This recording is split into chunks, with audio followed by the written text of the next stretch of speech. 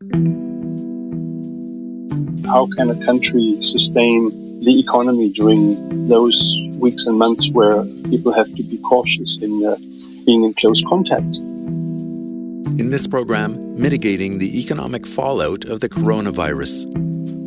Markets have already been reacting by very sharp capital outflows from emerging markets, and that will be a challenge that will be very difficult to address. My name is Martin Mühleisen. I'm an economist at the IMF. I'm working in the Strategy, Policy and Review Department. We're very much engaged at the moment in the efforts of the IMF to combat the ongoing crisis. There's a lot of tools that the IMF have, and the experience that my colleagues and I have from various crises, for example, during the euro area or the global financial crisis, will come to bear in this respect. Welcome to this podcast produced by the International Monetary Fund. I'm Bruce Edwards. The coronavirus has wreaked havoc on just about every aspect of life around the world. The limited human contact required to contain the spread of the virus is hindering economic activity and in turn putting enormous pressure on the global economy. Martin Mühleisen says even if an individual country is fortunate enough to escape widespread viral contagion, it's likely it will still feel the economic fallout. At what point does a public health crisis turn into an economic crisis? I mean, how can a health issue of this scale impact economies? It is a very unusual crisis. So clearly it started with a virus, with the health concerns that people have. And this has created huge uncertainty because even if it's not a very deadly virus, it is one that spreads very easily. And the health concerns are big enough that if the virus is not contained, health systems could get overburdened, and then the human loss and the suffering that would be caused would be quite large. And we've seen that in some countries already. What it means for the economy is that it has a big demand effect because people withdraw, people have to be isolated in order to not get affected by the virus. And that means that many economic sectors that are connected to people being out and interacting with other people, traveling, consuming services and the like, are receiving a big hit. And more generally, economic activity is slowing because people also don't want to go shopping, for example. It is also, of course, a supply shock in the sense that people can't go to work as they used to do. They need to take precautions. Some countries have to cease production, or I mean, not fully, but to a big degree. And that means due to the interconnected nature of the global economy that there are shocks to the supply lines. And that has also ripple effects.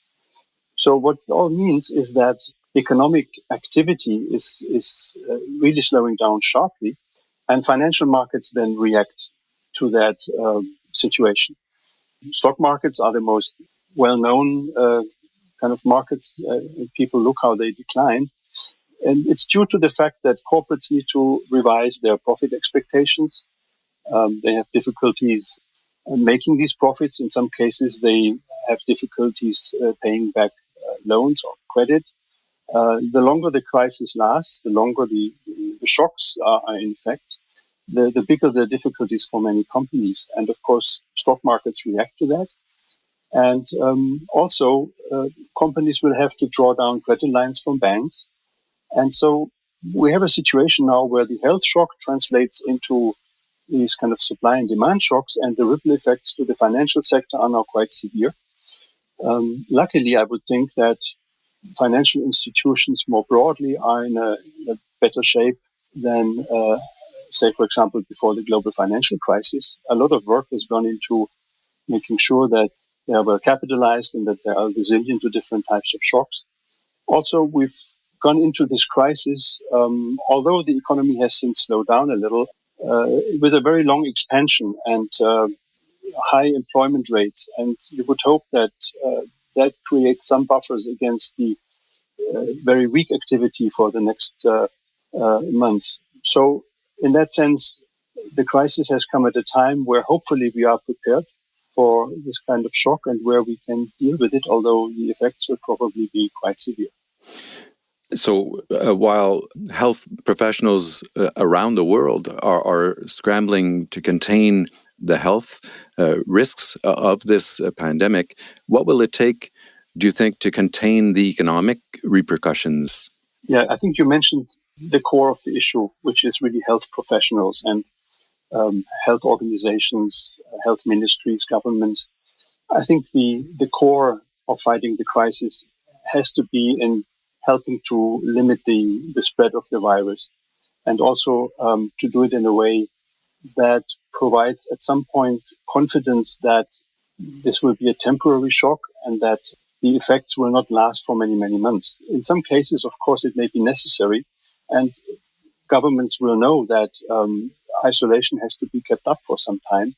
But the better organized and the more coordinated the health responses to this crisis, the more quickly it may be possible that confidence returns. On the economic side, banks and governments have already undertaken quite unprecedented measures to both provide liquidity to the markets, make sure that markets continue to function. There's a need to provide support, especially to those sectors that are hardest hit. And some governments also are undertaking enormous efforts to also support citizens directly as they face weeks without paychecks, for example. So that is really important. The fund would recommend that all of this is done in a way that's ideally coordinated to amplify the actions of each individual government or central bank, that there is also strong communication that helps markets, individuals, companies to maintain confidence. And we've already seen a lot, and maybe more will be needed. But it's best if this is all done ideally in a way that shows that the global community is united in the fight against this challenge. The IMF also has a role to play, of course. We have several instruments such as rapid financing arrangements. We have IMF programs. We're also looking into how we can help the poorest countries through some kind of grants provided by our members that will facilitate their debt payments to the IMF.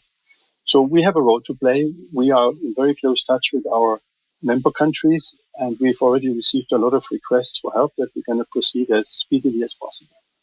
So is this crisis, do you think, proving harder for emerging and developing economies to handle as compared to, other crises that they've suffered in the past?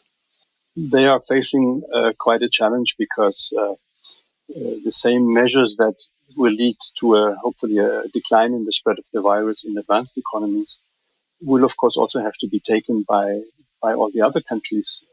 There's no other way probably to fight the crisis than to isolate people somewhat from each other and limit the potential for contagion. It also, I think, presents a big challenge for health systems in emerging and developing countries. And it's important not to treat everybody alike, of course. There are some countries that are in a relatively good position, but other countries are not. And for them, the health shock will be a very difficult one to master. They need a lot of help from the international community. But then again, on top of that comes the same question that other countries are also facing. How can a country sustain the economy during those weeks and months where people have to be cautious in being in close contact? Markets have already been reacting by very sharp capital outflows from emerging markets. And that will be a challenge that will be very difficult to address. And again, here the IMF can help. There's also the question of commodity prices. That is really important for many countries. The sharp drop in commodity prices is a challenge for those who rely on revenues from commodity exports. It is a boon to other countries that are commodity importers. So again, it's not the same for every country. But for these countries that face a loss of revenue that's quite sharp and potentially somewhat long-lasting, that will just add to the complications from the situation that they're already facing. So it seems every few months now, there's another natural disaster that threatens to wipe out critical infrastructure and puts enormous pressure on economies. What does this increase in frequency and intensity of natural disasters mean for the fund? In terms of maintaining financial stability, which is essentially its mandate. I would still distinguish the current crisis from crises that we have also seen on the kind of natural disaster side. This is already a very unique challenge. We did have, of course, different virus scares over the last decades, and we may face them again in the future. We know that mobility and social interaction around the world kind of provide some environment. I would still separate out natural disasters. These are, of course, more localized. They hit regions or particular countries. The overall climate change is a global phenomenon, but at least at the moment, what we see is manifestations mostly in a somewhat limited area. Having said that, we have already responded to climate disasters in the past. We do have facilities, lending facilities that are geared toward that type of economic hit. For smaller countries, this is a big challenge, and we're helping on working on the finances, both before a disaster to build up resilience, and if it happens, then we can help countries to rebuild quickly. We're working very closely here with other institutions such as the World Bank or development banks, multilateral development banks that also have specific tools to help countries. That is very much focused on specific countries that are more prone to these disasters.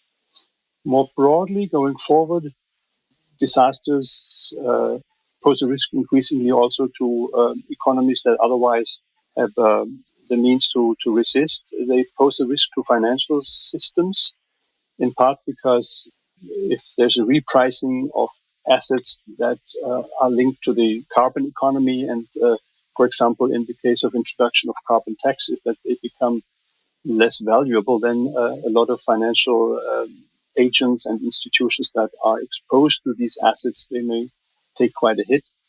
And so that then creates issues for financial stability, possibly. But this is perhaps a less fast moving issue and can be addressed by proper planning and through the right economic incentives. But in any case, the fund had to adjust quite a bit its thinking.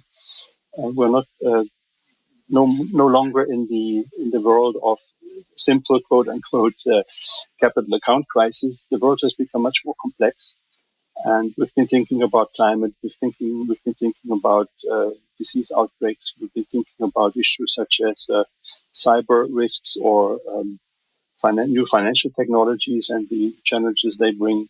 In the end, our mandate is to help our member countries maintain economic and financial stability. And so we're looking in many different areas. So are you confident that the world will actually emerge from this crisis better prepared for the next one? I hope that we will get well through that crisis. I think the international community has the tools. Countries have the tools to ensure that we will emerge from it. There will be a recovery. It is a temporary crisis. And yes, also, in a sense, every crisis is a chance to learn. What I personally and what my colleagues and our institution is experiencing is a very strong sense of global cooperation. So, as you can imagine, we've been in many conference calls, not meetings anymore. We're all working from home. But we've been in many, many conference calls among global institutions with countries, with groups of country ministers, governors, officials joining in to see how we can all cooperate in this crisis. And I think as we come out of it, it will be seen that the value of global cooperation is really large and can help us minimize the impact of crises. So I would expect that this can be a lesson from that one. We also, I think, appreciate very much the work that has gone over the last decade in boosting the resilience of the financial sector. This will be a critical factor during this crisis. And one lesson probably that we're also going to be taking away from is that it's important for governments corporates to go into crises when the times are good, to go into crises with sufficient buffers. So the issue of high debt is something that we will need to rethink as we come out of the crisis. It's important that countries act responsibly and that we keep room to respond if there is indeed a need for a public policy response to the degree that is happening at the moment. Thanks so much, Martin. I appreciate it. Thank you. You're welcome. Martin Mühleisen is director of the IMF's Strategy, Policy and Review Department. Go to imf.org to find out more about how the IMF and its global partners are responding to the coronavirus pandemic. Look for other IMF podcasts wherever you get your podcasts, subscribe if you like what you're hearing, and follow us on Twitter @IMF_podcast. Thanks for listening.